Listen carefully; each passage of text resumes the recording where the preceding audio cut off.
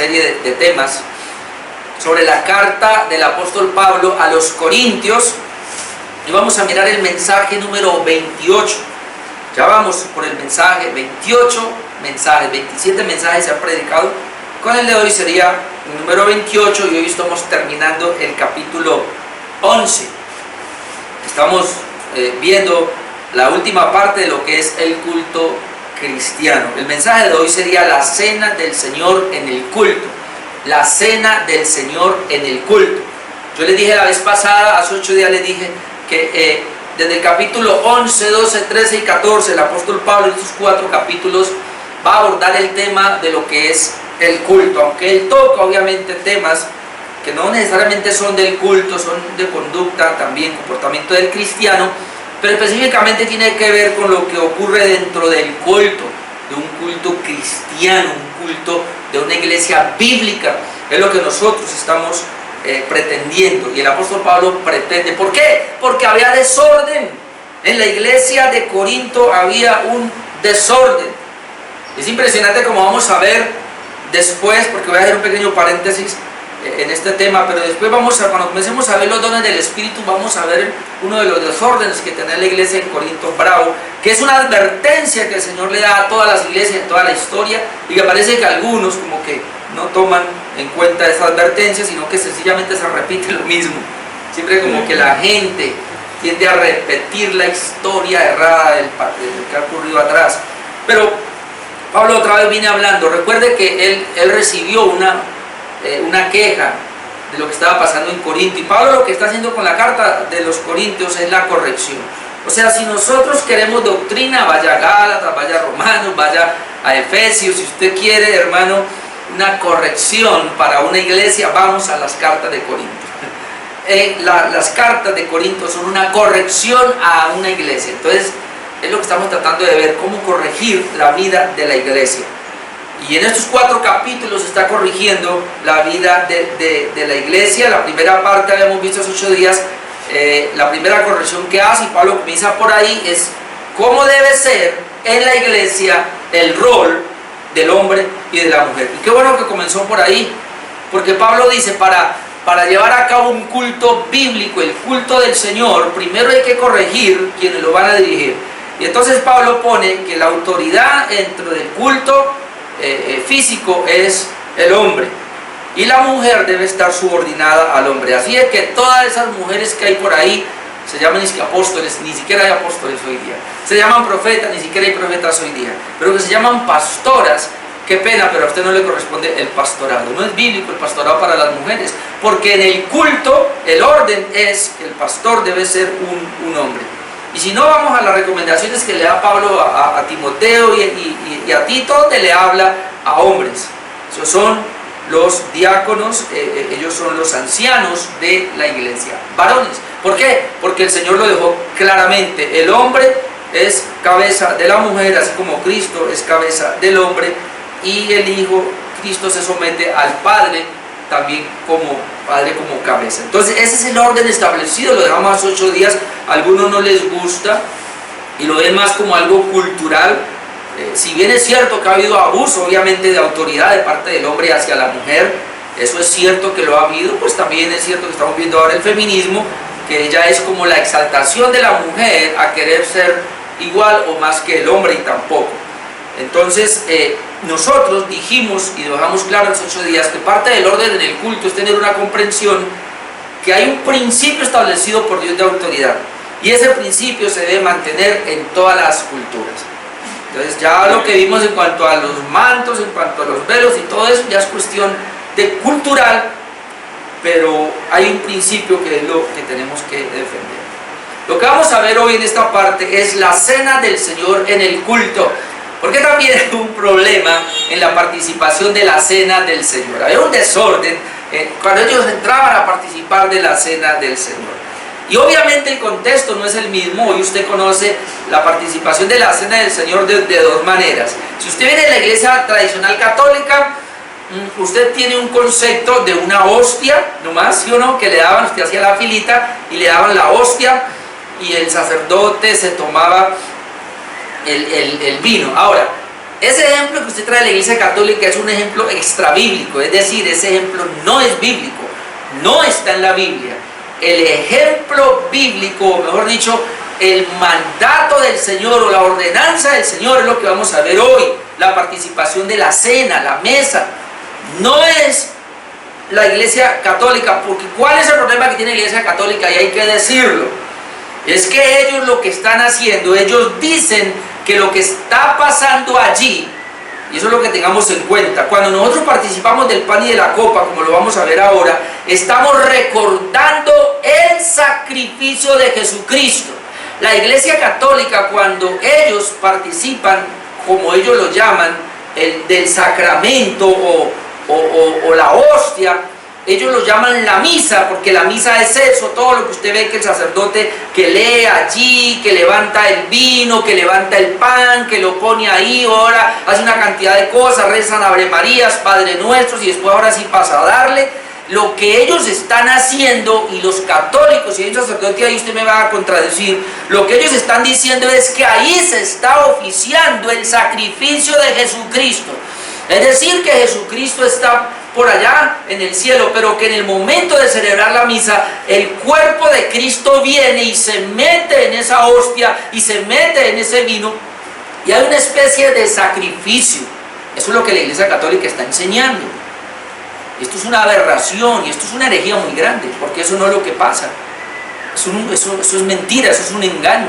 La realidad es lo que nosotros hacemos, que es que recordamos y conmemoramos el evento de Cristo, pero recordemos que Jesucristo fue sacrificado una sola vez. Jesucristo se sacrificó una sola vez. Así que pretender que Jesucristo está por allá y que luego Él viene y se mete en esa hostia y en ese vino, y que cuando el sacerdote hace todas esas cosas, ahí prácticamente está haciendo un nuevo sacrificio, otro sacrificio de Cristo, eso es una herejía de aquí a Pekín, eso es muy grande. Así de que, católico, por favor, usted está muy quebrantando la Escritura, y ojalá comprenda el tema de hoy. Ojalá que usted es un católico, se quede ahí y escuche lo que yo voy a plantear en cuanto, bueno, no yo, la Biblia, lo que la Biblia nos enseña en cuanto a la cena del Señor en el culto.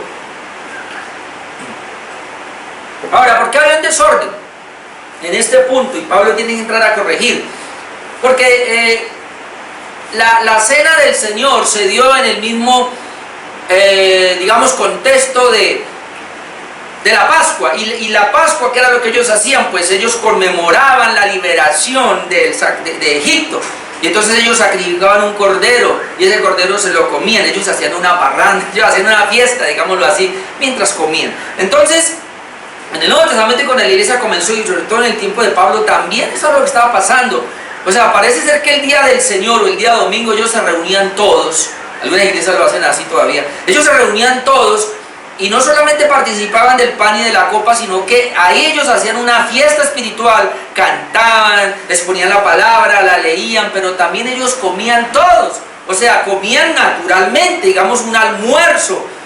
Y en medio de toda esa fiesta, que era prácticamente como un día, ellos participaban de la mesa.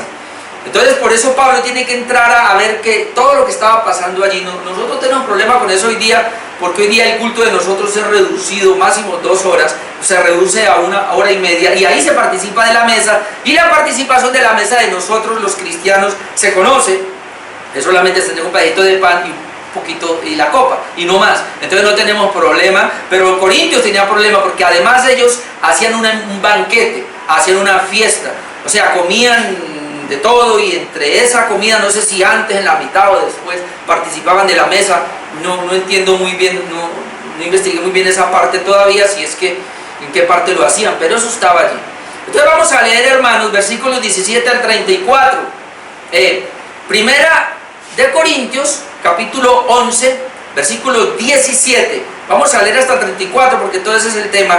Bueno, yo lo voy a sacar hoy, era para sacar 2 mensajes ahí o 3, pero déjenme, yo voy rápido porque eso lo entendemos hoy, y además es solamente un pequeño comentario. Dice así la Escritura: pero al anunciaros esto que sigue, no os alabo, porque no os congregáis para lo mejor, sino para lo peor. Pues en primer lugar, cuando os reunís como iglesia, oigo que hay entre vosotros divisiones, y en parte lo creo, porque es preciso que entre vosotros haya disensiones, para que se hagan manifiestos entre vosotros los que son aprobados. Cuando pues os reunís vosotros, esto no es comer la cena del Señor, porque al comer cada uno se adelanta a tomar su propia cena, y uno tiene hambre y otro se embriaga. Pues ¿qué? ¿No tenéis casas en que comáis o bebáis? ¿O menospreciáis la iglesia de Dios y avergonzáis a los que no tienen nada? ¿Qué os diré? ¿Os alabaré? En esto no os alabo, porque yo recibí del Señor lo que también os he enseñado, que el Señor Jesús, la noche que fue entregado, tomó pan, y habiendo dado gracias, lo partió y dijo: tomad, comed, este es mi cuerpo que por vosotros es partido, haced esto en memoria de mí. Asimismo tomó también la copa, después de haber cenado, diciendo: esta copa es el nuevo pacto en mi sangre, haced esto todas las veces que la bebiereis en memoria de mí. Así pues, todas las veces que comiereis este pan y bebiereis esta copa, la muerte del Señor anunciáis hasta que Él venga. De manera que cualquiera que comiere este pan o bebiere esta copa del Señor indignamente, será culpable del cuerpo y de la sangre del Señor. Por tanto, pruébese cada uno a sí mismo y coma así el pan y beba de la copa. Porque el que come y bebe indignamente, sin discernir el cuerpo del Señor, juicio come y bebe para sí, por lo cual hay muchos enfermos y debilitados entre vosotros, y muchos duermen. Si pues nos examinásemos a nosotros mismos, no seríamos juzgados, mas siendo juzgados somos castigados por el Señor, para que no seamos condenados con el mundo. Así que, hermanos míos, cuando reunís a comer, esperaos unos a otros. Si alguno tuviere hambre, coma en su casa, para que no os reunáis para juicio. Las demás cosas las pondré en orden cuando yo fuere. Esta última partecita, las demás cosas las pondré en orden cuando yo fuere, me hace pensar que eran muy desordenados. Oh, hermano, claro que no tenemos que ir muy lejos, nosotros también a veces tenemos un desorden, y sobre todo cuando no nos congregamos el día del Señor. Comenzando por ahí, qué desorden, una vida desordenada, una vida indisciplinada. 4 cosas quiero mencionar en esta mañana. Número 1, en la iglesia de Corinto había excesos en la participación de la cena del Señor. Versículos 17 al 22. Había excesos en la participación de la cena del Señor. Ahora, el versículo 17, que es dejando un tema y entrando al nuevo tema, como que el 16 deja el tema del rol de hombres y mujeres en el culto, ahora entra a hablar de la cena. En el verso 17 hay una especie de contraste con el versículo 2 que habíamos visto hace 8 días. Mira el versículo 17 lo que dice: pero al anunciaros esto que sigue,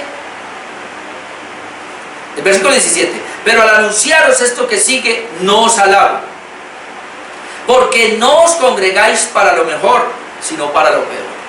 O sea, Pablo va a hablar ahora lo que sigue, que es la manera como ustedes van a participar de la mesa. Yo no los alabo, porque no se congregan para lo mejor, sino para lo peor. Eso es tremendo. ¿Cómo así? En Corinto la iglesia no se congregaba para lo mejor, sino para lo peor. Esto me indica a mí, amado hermano, que no, el hecho de que yo me congregue, ay Padre, cuando yo me congrego solamente hay 2 opciones: o me congrego para lo mejor o me congrego para lo peor.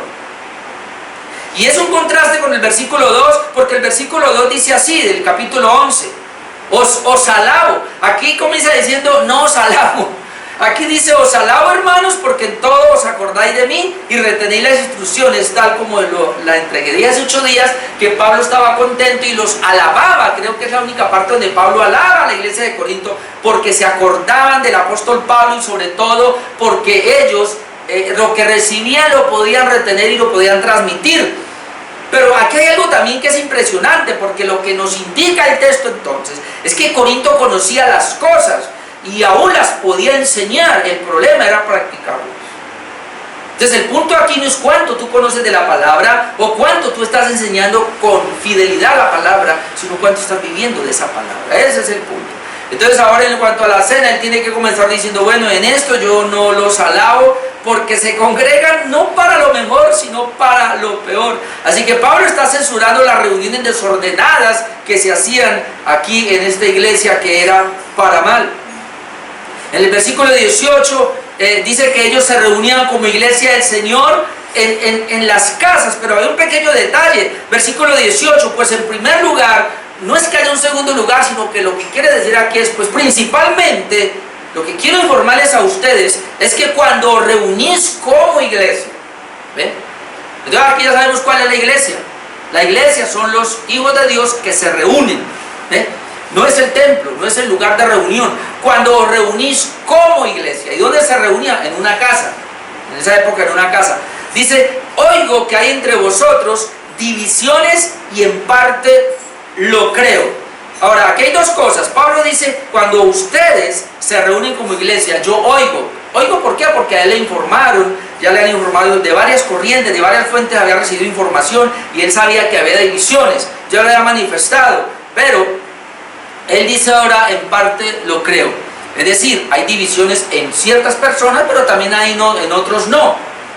Y por lo menos en quienes no hay divisiones, pues en aquellos que le informaron. Es este caso la familia de los de Chloe. Capítulo 1, versículo 10-12 de Corintios, que habíamos visto ya, voy a leerlo. El capítulo 1, versículo 10-12 dice, os ruego pues, hermanos, por el nombre de nuestro Señor Jesucristo, que habléis todos una misma cosa, y que no haya entre vosotros divisiones, sino que estéis perfectamente unidos en una misma mente y en un mismo parecer, porque he sido informado acerca de vosotros, hermanos míos, por los de Chloe, o sea, la familia de Chloe. Alguien dijo, la familia chismosa, que fue a decirle al pastor Pablo que había divisiones en Corinto. No, hermanos, no tomemos al que informa como un chismoso. Si va a hablar la verdad, hermano, es una persona que quiere ser edificada, que quiere que haya una buena corrección. Entonces Pablo dice, estoy informado por la familia de Chloe que hay entre vosotros contiendas. Quiere decir que cada uno de vosotros dice, yo soy de Pablo, yo de Apolo, yo de Cefas y yo de Cristo. Entonces Pablo ya ha sido informado por la familia de los de Chloe y por otros, que vamos a ver en 1 Corintios capítulo 16, que ha venido a informarle a Pablo. En la iglesia de Corinto hay un desorden cuando van a participar de la cena. Y no sé cómo le dirían, y Pablo dice, bueno, yo en parte lo creo. Si hay algunos que son así, hay otros que no. Obviamente ustedes que informan, pero yo lo estoy creyendo. Entonces eso es lo que estaba pasando. Entonces ahora, en el verso 19 vamos a ver que lo bueno de las divisiones, ¿para qué sirven? Y Pablo dice, bueno, sé que hay divisiones, pero lo bueno de las divisiones es que va a apartar a los verdaderos de los falsos. Verso 19, porque es preciso que entre vosotros haya disensiones, para que se hagan manifiestos entre vosotros los que son aprobados. Entonces Pablo ahora viene a decir las divisiones dentro de la iglesia, que yo soy de Pablo, yo soy de Apolo, a veces son buenas, porque allí se van a manifestar los que son verdaderamente aprobados. Y muchas divisiones pueden aparecer por herejías. Entonces, cuando hay una herejía dentro de una iglesia y eso está creando cierta división, luego viene la corrección y entonces la gente, los que son aprobados, van a decir, ay, sí, nos corregimos, perdónenos porque estábamos en un error. Pero los que no son aprobados van a pelear, no, así no es, y yo me defiendo, y pues me voy entonces. Entonces Pablo dice, listo, está bien, las divisiones son permitidas y son buenas para que se manifiesten los que son verdaderamente creyentes. Hermanos, yo quiero decirle algo y es lo siguiente, en el caso mío me ha pasado. Todos nosotros somos débiles, todos nosotros no conocemos perfectamente las cosas, mucho menos la doctrina, mucho menos la teología. Además en nosotros hay un remanente de pecado. Y además en todos no hay la misma madurez ni el mismo conocimiento de la palabra de Dios. Por esa razón, fácilmente, cuando viene alguien y nos habla de una manera tan impactante que uno no lo había visto antes, y como que nos abre las escrituras y como que nos habla de un tema, de una verdad, entonces uno como que, ay, parece que es verdad, y uno trata de irse. A mí, yo lo he hecho, pero lo que más me duró a mí fueron 2 o 3 meses, creo, con una iglesia. Me metí, yo dije, por aquí es, hasta renuncié a la que tenía, la entregué y me metí, mi esposa sabe, y me estaba yendo para Bogotá también, pero no aguanté 3 meses, bueno, me demoré mucho. Después de reflexionar, como que entré en calor otra vez y dije, no, aquí hay algo raro, y corriendo salí. Pero hay gente que puede estar ahí toda la vida. Después de comenzar bien se desvían y se quedan. Hermano, esto va a pasar, va a pasar. Por eso, ¿qué es lo que tenemos que hacer nosotros? Mantener un hábito de estudiar las Escrituras. Y a quién era que yo le decía, creo que era a mi esposa, o no recuerdo aquí de esta semana, pero el error que cometemos nosotros muchas veces es que si ya estamos centrados, un ejemplo, si ya sabemos que la reforma protestante es lo que nos ha traído la verdad, y estamos nosotros, y lo sabemos por las 5 solas, por los 5 puntos de la gracia, lo sabemos por la teología reformada, sistemática, si lo sabemos por todo esto que hemos aprendido y sabemos que estamos en la Iglesia Bautista Reformada y que somos una iglesia histórica, confesional, y esto lo sabemos, pues entonces, ¿para qué yo me voy a ir a poner a escuchar pastores arminianos o pastores que tienen otras tendencias que me van a trastornar?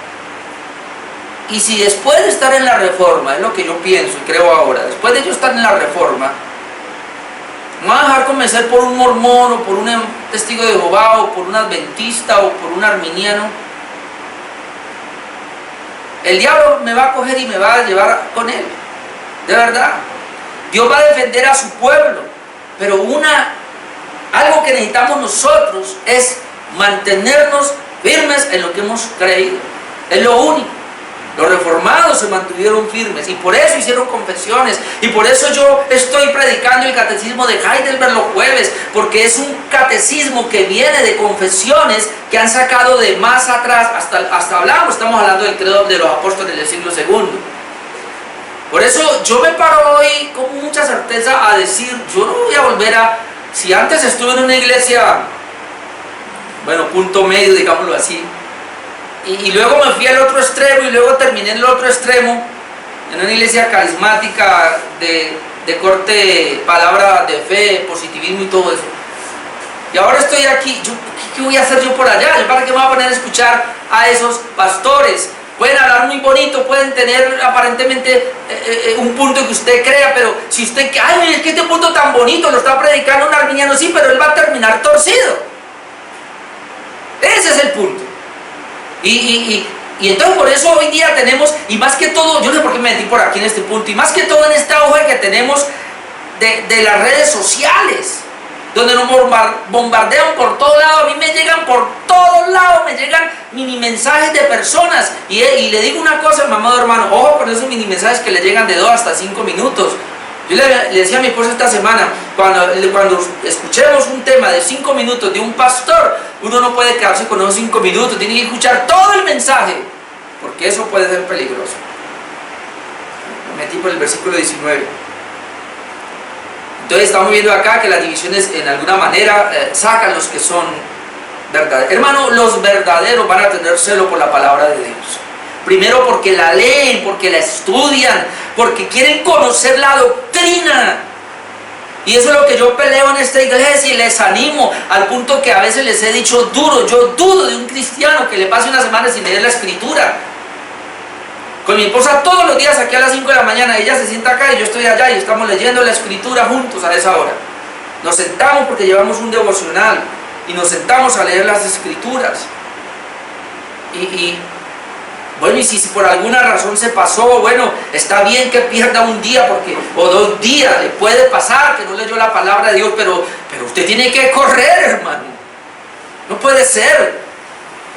Vuelvo y lo digo, si usted pasa 8 días y no lee la Biblia, usted es un impío y necesita arrepentirse. No me da temor decirlo. Un hijo de Dios tiene la Escritura ahí, está aprendiendo todos los días, está meditando en la palabra, está, mejor dicho, para no dejarse engañar. Ya no voy a ir a ese texto o sí rapidito, es decir, o sea, los verdaderos no se dividirían porque se aman.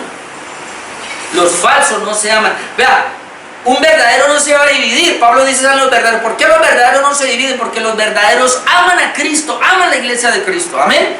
Si usted es un verdadero hijo de Dios, usted ama a Dios, ama a Jesucristo, ama a la bendita deidad, ama al Espíritu Santo, ama su palabra. ¿Y a quién va a amar? Pues a la familia de Él. que son los demás hijos, o sea, nuestros hermanos. ¿Sabe por qué yo lo amo a usted, mi amado hermano? Porque usted es un hijo de Dios. Porque usted es mi hermano, Él es mi papá y Él es el papá de ustedes. Por eso amamos a la iglesia del Señor. Pero yo me indigno y me da rabia cuando un hijo de Dios no ama a Dios, cuando no guarda su palabra, cuando toma muy en serio los mandamientos, no toma en serio los mandamientos de Dios. Pues obviamente que uno entra en calor a veces porque dice, no puede ser que me diga que es un hijo de Dios, que me diga que es un cristiano, pero no ama las cosas de Dios. Un puritano decía lo siguiente: el impío no ama la santidad, el impío ama el pecado. Así que el impío no quiere ir al cielo porque en el cielo lo que hay es santidad. Yo sé que eso es duro, pero lo que él quería decir era lo siguiente: si un cristiano no ama la santidad y ama el mundo, dudo que sea cristiano, porque él no quiere ir al cielo que hay santidad. Vuelvo y lo digo: si un cristiano no ama la santidad, dudo que sea cristiano, porque él no ama ir al cielo, porque en el cielo hay santidad, Dios es santo. Amén. Jesucristo habló de esta unidad, de que no era imposible la división. Juan 17, 20 al 23, yo lo leo rapidito. Mas no ruego, dice Jesús en su oración, solamente por estos, sino también por los que han de creer en mí, por la palabra de ellos, para que todos sean uno. Jesús oraba por la unidad. Como tú, oh Padre, en mí, yo en ti, que también ellos sean uno en nosotros, para que el mundo crea que tú me enviaste. La gloria que me diste yo les he dado para que sean uno, así como nosotros somos uno. Yo en ellos, tú en mí, para que sean perfectos en unidad. Jesucristo oraba por la unidad de la iglesia. Ahora, los versículos 20 al 22 nos hablan que si no hay unidad entre los hermanos, entonces esto no es comer la cena. Mire lo que dice el versículo 20 al 22, voy más rapidito aquí. ¿Cuándo pues os reunís vosotros? Esto no es comer la cena del Señor. Pablo tiene que decir: miren, lo que ustedes están haciendo, qué pena, pero eso no es comer la cena del Señor. Y ojalá que no hayan personas que entren así cuando vienen y participan algo ceremonial, algo externo, pero internamente no están comiendo la cena del Señor. Versículo 21, porque al comer, note, había egoísmo. Cada uno se adelanta a tomar su propia cena. Había egoísmo. Y uno tiene hambre, había desprecio por el hermano, y otro se embriaga, mejor dicho, no había negación porque quería alimentarse, quería embriagarse. Pues ¿qué? ¿No tenéis casas en que comáis o bebáis? ¿Qué hacían también? Menospreciáis la iglesia de Dios y avergonzáis a los que no tienen nada. Avergonzaban a los que no tenían y menospreciaban la iglesia del Señor. ¿Qué os diré? ¿Os alabaré en esto? En esto no os alabo. Ahí donde uno puede entender entonces qué era lo que estaba pasando, fácilmente como en un festejo.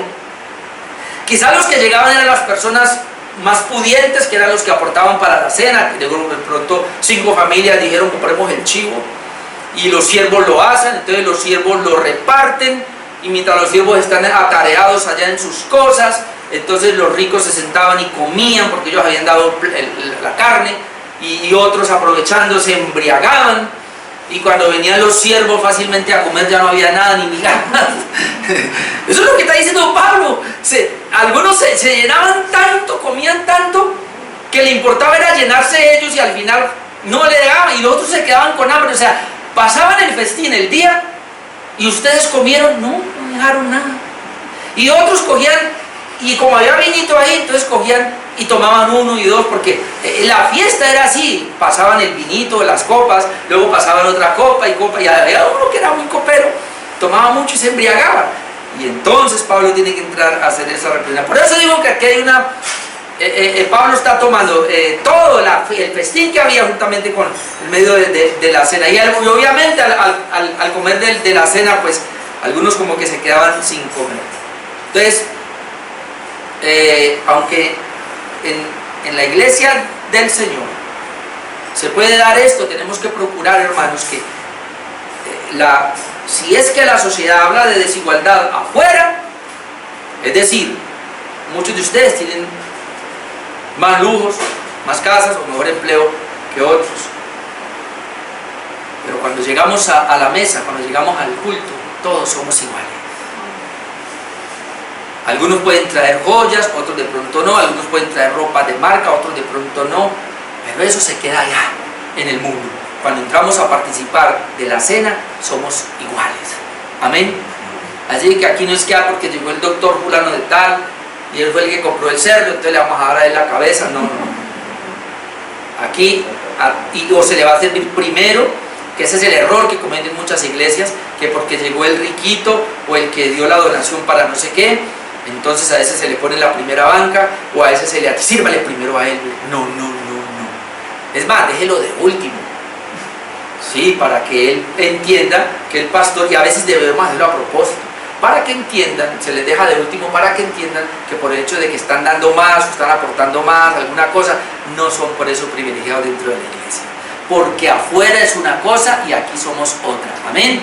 Aquí somos uno en Cristo iguales. Pero allí la de Corinto no entendía eso. Número 2, institución. Entonces ahora entra Pablo a hacer la institución y fórmula de la cena del Señor. Dios mío, muy rapidito. Lo primero que vemos aquí es que Pablo transmite a la iglesia lo que había recibido de Jesús. Versículos 23 al versículo 26. Yo voy a leer todo esto porque ya el tiempo se me fue. Dice, porque yo recibí del Señor, note la expresión, yo recibí del Señor lo que también os he enseñado. ¿Cuándo lo recibió? Bueno, puede ser por revelación propia o puede ser que los apóstoles le enseñaron a él. Y cualquiera de las dos no importa. Pablo dice que él recibió la institución de la cena del Señor y así él la transmitió fielmente. Que el Señor Jesús, la noche que fue entregado, tomó pan y habiendo dado gracias lo partió y dijo, tomad, comed, esto es mi cuerpo que por vosotros es partido, haced esto en memoria de mí. Así tomó también la copa, después de haber cenado, diciendo, esta copa es el nuevo pacto en mi sangre, haced esto todas las veces que la bebieres, en memoria de mí. Entonces, Jesús instituyó la cena, como dice, la noche que fue entregado, y le va a leer una porción de Mateo 26, 26 al 30, usted lo puede anotar la cita, Mateo 26, 26 al 30, donde dice, y mientras comían, Jesús tomó el pan, esto fue lo que tomó el apóstol Pablo, y lo partió y dio a sus discípulos y dijo, tomad, comed, esto es mi cuerpo. Y tomando la copa y habiendo dado gracias, les dio diciendo, bebed de ella todos, yo subrayo la palabra todos, bebed de ella todos los que están ahí, bebed de ella todos, y quiero hacer énfasis en esa palabra, porque esto es mi sangre del nuevo pacto. Oiga, él está tomando una tipología que viene de la Pascua y ahora dice, esto es la sangre, la copa, ya lo tipifica tanto.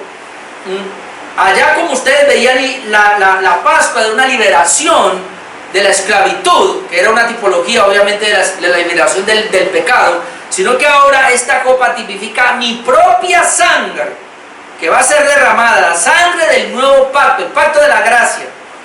Dice, otra vez 28, porque esta es mi sangre del nuevo pacto, que por muchos, y no vamos a hablar de eso porque esto sería que Jesús murió específicamente por un pueblo, ¿no?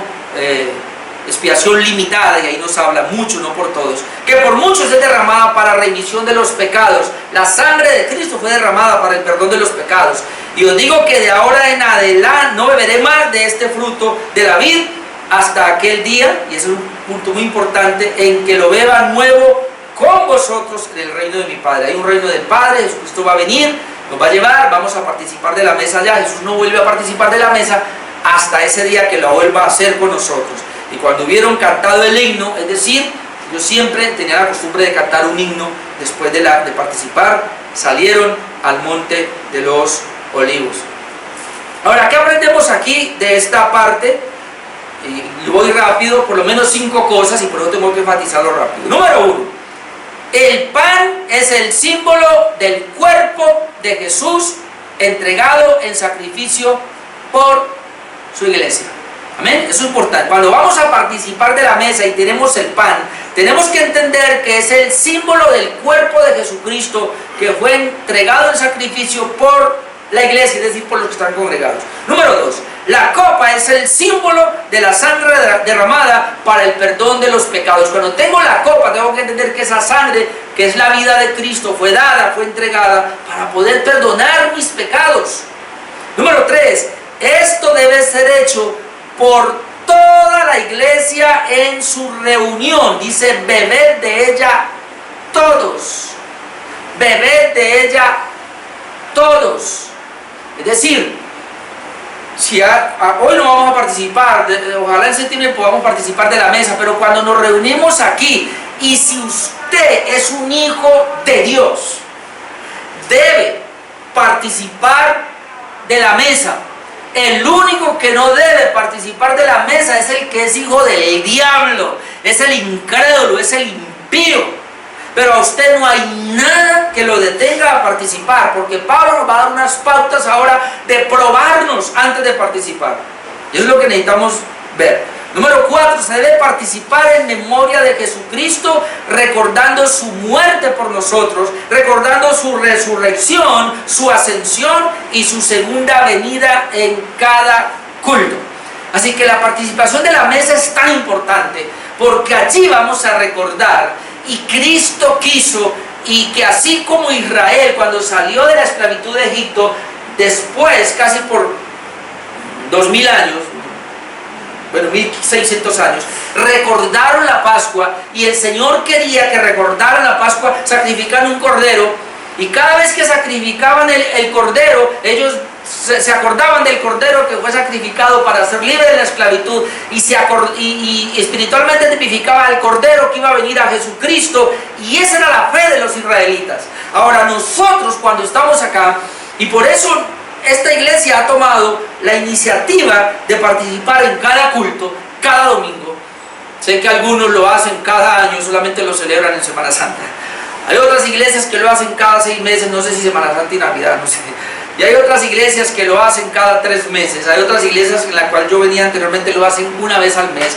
Y tienen sus, para que no se convierta en un rito, que no sé qué. Pero nosotros lo estamos haciendo cada 8 días porque hemos comprendido. Jesús dijo que esto era, si en cada culto queremos recordar la muerte de Jesús, participamos de la mesa. Si en cada culto queremos recordar la resurrección de Jesús, participamos de la mesa. Si en cada culto queremos recordar la ascensión de Jesús, participamos de la mesa. Si queremos recordar en cada culto que Jesús va a venir por su iglesia y que lo estamos esperando, participamos de la mesa. Además, participar de la mesa nos recuerda, en quinto lugar, que estamos en el nuevo pacto.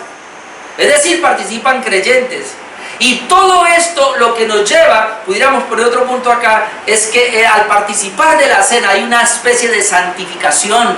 La iglesia se va a santificar, y que el Señor dejó la institución de la cena, y ojalá en cada culto, para que la iglesia se santifique. Es una manera de que nosotros, cuando vengamos y hoy es la cena, entonces vamos a examinar nuestras vidas, cómo estamos, porque de pronto en semana la hemos embarrado, o de pronto hay pecados ocultos que tenemos. Entonces, como sabemos, como vamos a ver ahora, lo peligroso que es participar indignamente, entonces la cena será como una especie de santidad a nuestras vidas, como que Dios la dejó para que nos animáramos, o como un medio de santificación para nuestras almas. Eso es lo que vamos a ver ahora. Yo sé que lo que sigue es duro. Número 3, cómo participar de la cena dignamente, porque se puede participar siendo indigno. Versículos 27 al 32, lo primero que vamos a ver acá es que el creyente jamás debería considerar la cena como un simple rito. Ese es el error más grande, considerar la cena del Señor como un simple rito. Cristianos que llegan al culto y van a dar la cena, ni siquiera se prepararon. Nosotros aquí por lo menos damos un tiempo de preparación. Hermano, usted cuando viene al culto el día del Señor tiene que venir preparado. Prepárese desde el día anterior en todos los sentidos. A usted no se le debe quedar nada, ni la Biblia, ni su preparación espiritual, ni la oración, ni la palabra, ni la ofrenda, ni el diezmo, nada se le debe quedar, hermano. Todo debe ser, lo que hace parte del culto debe ser, usted debe traerlo. Eso es parte de la preparación, pero hay mucha gente que llega al culto como medio, no sé, y se sientan ahí, hay que participar de la mesa hoy, y algunos dicen, pero yo cometí un pecado esta semana, y agachan la cabeza y pasa el plato y no reciben nada. El que hace así no conoce la palabra de Dios, no sabe lo que significa la cena. Y vamos entonces, obviamente por el temor que hay de lo que vamos a leer ahora. ¿Cómo participar entonces de la cena dignamente? Sino que se puede participar con indignación. Primero, el creyente jamás debería considerar la cena como un simple rito, versículos 27 y 28, de manera que cualquiera que comiera este pan o bebiera esta copa del Señor indignamente, ahí está la palabra, alguien lo va a hacer indignamente, será culpado del cuerpo y de la sangre del Señor. Por tanto, pruébese cada uno a sí mismo y coma así el pan y beba de la copa. Voy a ir despacio aquí porque aquí hay varias cosas. Lo primero que veo acá es que un cristiano participa indignamente cuando la toma como un simple rito. Es decir, cuando venimos acá y vamos a participar de la mesa y el pastor nos va a ayudar en eso, debemos considerar en ese momento el sacrificio de Cristo, qué significa el pan, qué significa la sangre. Por eso damos un tiempo, por eso cantamos un himno y luego participamos. Debe haber una comprensión de que no es algo, un rito religioso ahí que se hace por hacer, como muchos en la católica van allá y ¿qué hacen? Ay, están dando la hostia, voy a ver que me den la hostia, y comen la hostia y luego salen y se van para la esquina a emborracharse y siguen fumando. O sea, su vida sigue siendo la misma. Eso es un rito. La cena, cuando se hace dignamente, tiene que llevarnos a un cambio, porque hemos reflexionado en el sacrificio de la cruz por nuestros pecados.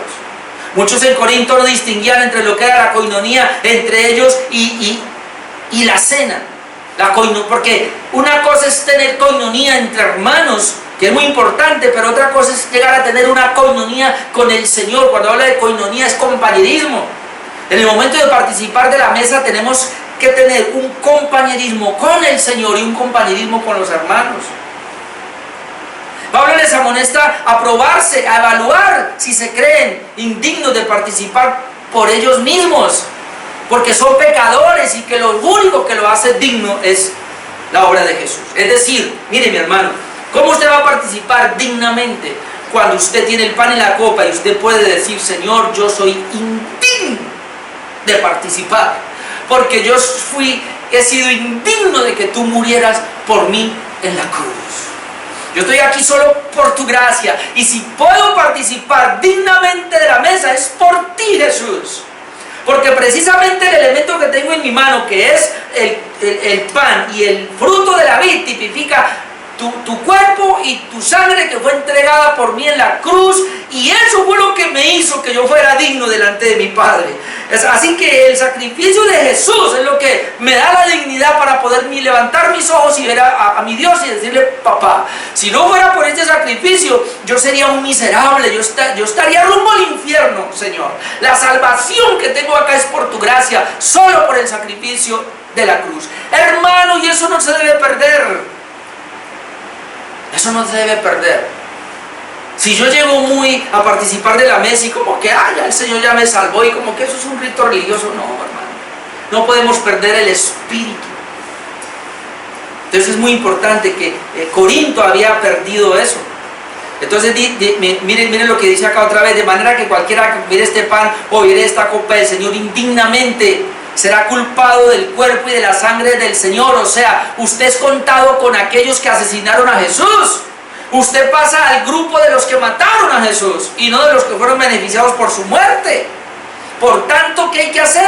Pruébese cada uno a sí mismo. Hermano, ¿qué es lo que toca hacer antes de participar de la mesa? Probarnos. ¿Cuándo? En su casa, el sábado, el domingo y aún cuando está aquí. Antes de participar de la mesa, me tengo que probar. ¿Y qué es probarme? Comenzar a reconocer que yo soy indigno delante del Señor. Pruébese cada uno a sí mismo. ¿Y qué dice? Y coma así del pan y beba de la copa. Hermano, otra vez, el probarme a mí mismo no es para no comer. Yo vengo de una iglesia donde me enseñaron mal, porque me enseñaron, pruébese, y si ve que no cumple, no participe. Es más, los pastores decían, si usted, hermano, no está reconciliado con Dios, usted no coma. Pero me le decía hermano. O sea, ¿puede haber un hermano no reconciliado con Dios? Oiga, pero es que, mire, ¿puede un hijo de Dios no comer del pan que Dios le da? ¿Qué le toca al hijo? Reconciliarse. Si el hijo la embarró, ¿qué debe hacer? Reconciliarse. Si es un hijo de Dios, ¿qué debe hacer? Reconciliarse. ¿Y qué? Y participar de la mesa. Porque es el pan. Porque es espiritualmente el alimento que el Señor nos está permitiendo en ese momento. Espiritualmente. Dice entonces, por tanto, pruébese cada uno a sí mismo y se me fue el tiempo.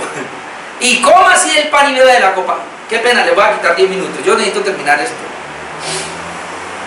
Entonces, los creyentes deben examinarse y participar de la mesa. Versículo 29.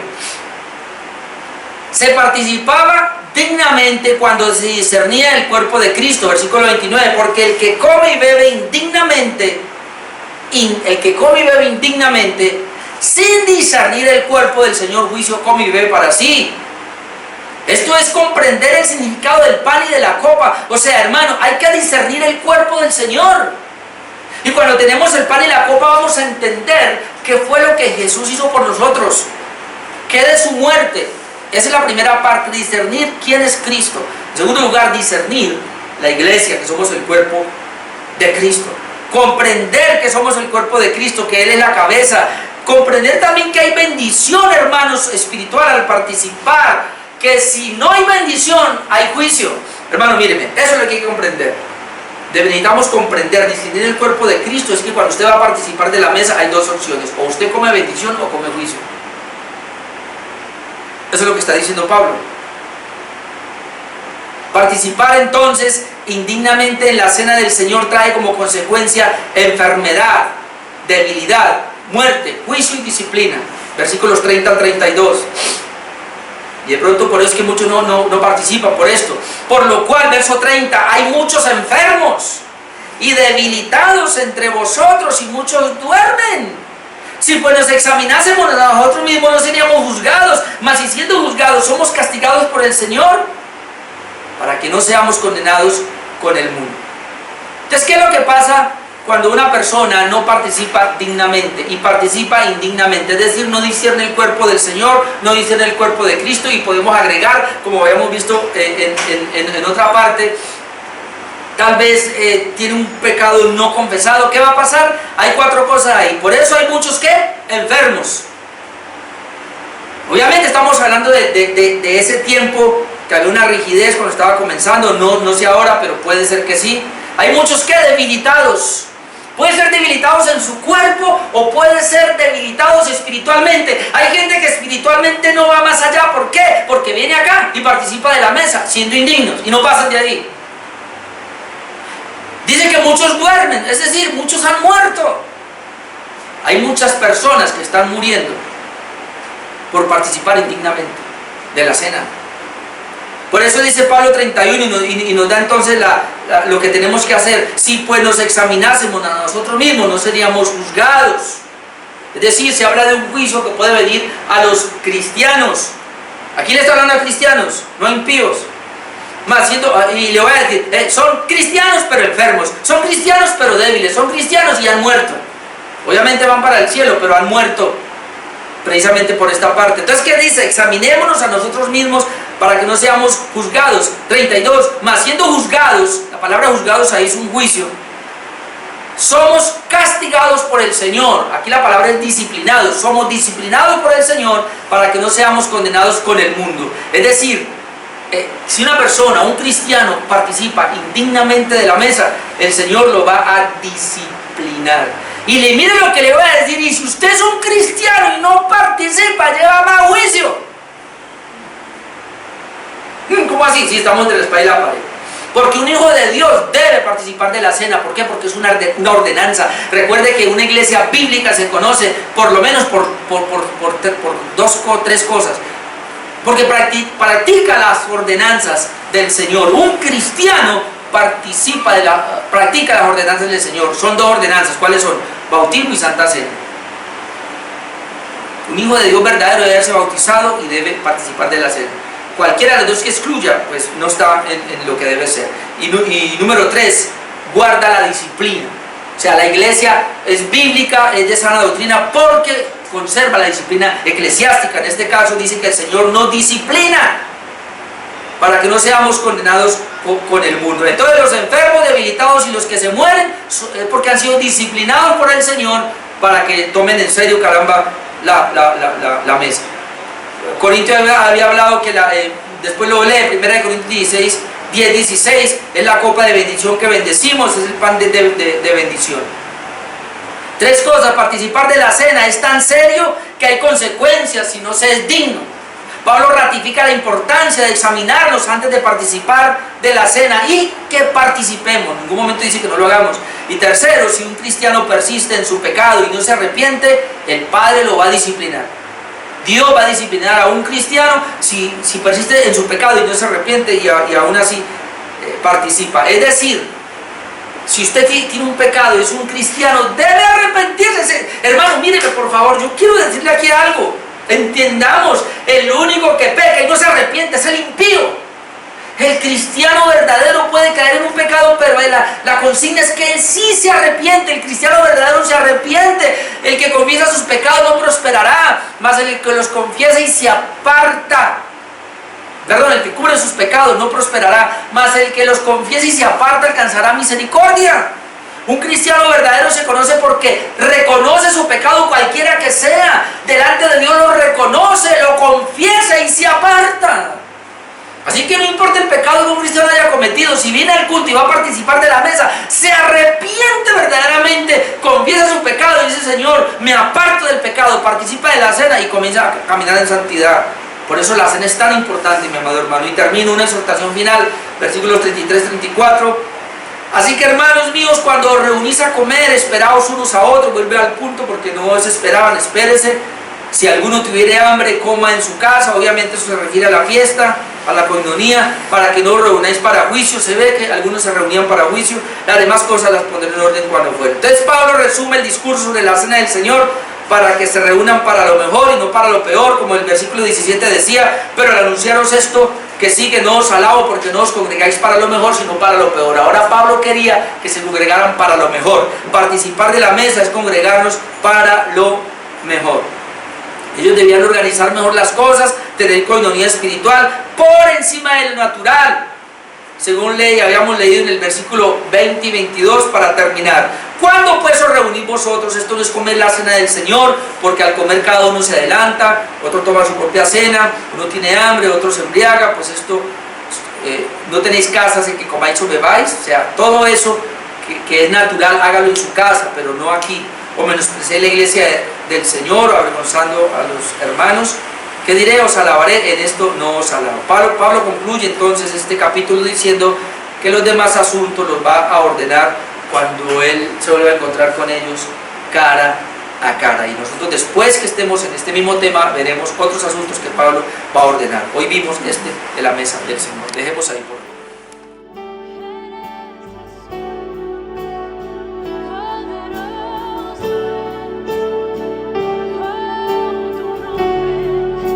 La muerte venciste, el velo rompiste, la tumba vacía ahora está, los cielos declaran